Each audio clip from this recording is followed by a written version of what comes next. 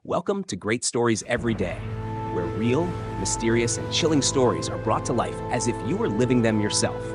Today, you'll follow the journey of a veteran truck driver who has traveled across the United States through snowstorms, tornadoes, and scorching deserts.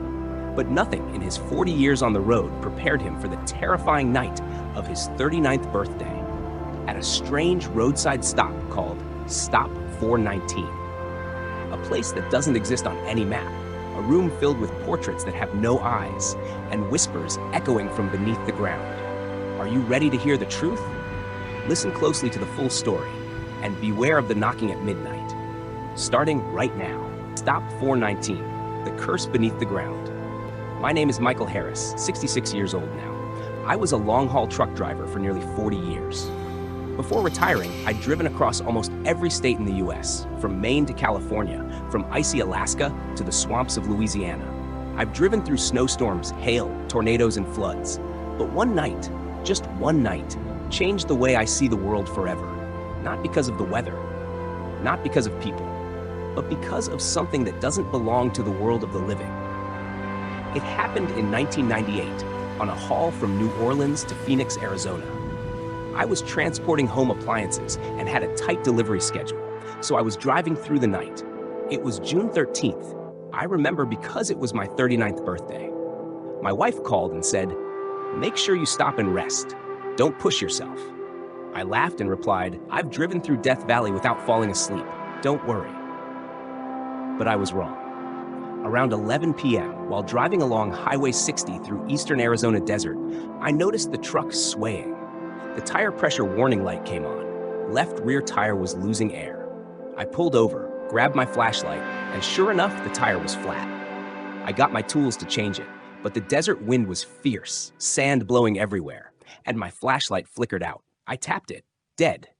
"Strange, I just changed the batteries," I muttered.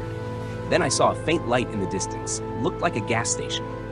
Relieved, I packed up my gear and carefully drove toward it. After a few minutes, I saw an old weathered sign swinging in the wind. "Stop 419, open 24/7. There was a small store, a bathroom shack, and a rusted fuel pump. No cars, but the lights were on. I walked into the store. An old man with a gray beard stood behind the counter. The flickering fluorescent lights overhead buzzed. I asked to borrow a flashlight. He didn't say a word, just handed me a red, beat-up flashlight with a dim beam. I thanked him and walked back out to fix the tire. Afterward, I figured I'd take a quick break, grab a coffee, and maybe nap a bit before continuing. I went back in and sat at a table near the window. There was an old radio on the shelf playing Billie Holiday's "I'll Be Seeing You." The sound felt like it came from deep underground, eerie, almost mournful. There was no one else inside. I asked the old man, "Quiet place, huh? You get many customers out here?" He answered in a raspy voice, "Only the ones who get called here." I froze. Thought he was joking, but he wasn't smiling. As I stood up to leave, he said, "Don't sleep in your truck. If you're tired, use the back room. They can't get in there." I didn't understand what he meant by they, but I was too exhausted to argue. I followed his directions to the back, where I found a small room, a bed, a desk lamp, and walls covered in portraits. What struck me most was that the faces in the paintings had no eyes, just empty sockets, hollow and haunting. I brushed it off, assuming it was some weird local art. I locked the door, set my alarm for 2 a.m., and laid down. I woke up to a knock, light at first, then more forceful. I checked the clock, 1:42 a.m. I cracked the door open, no one. But when I turned back to the bed, I saw a muddy handprint on the pillow.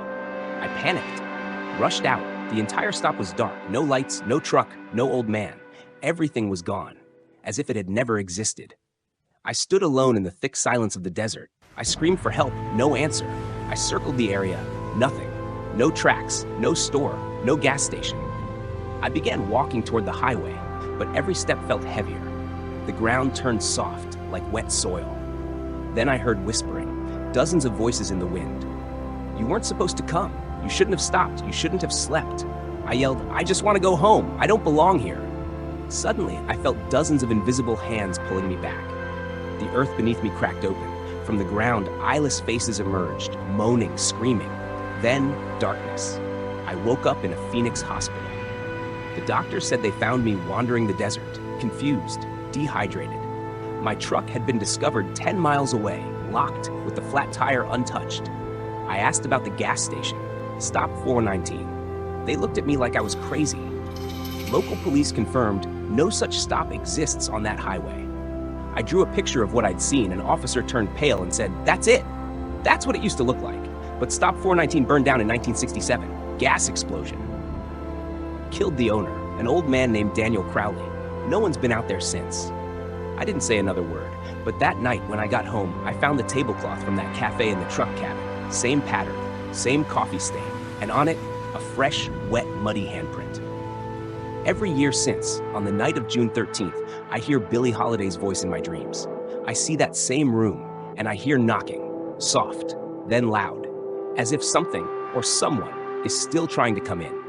Thank you for listening to this chilling story.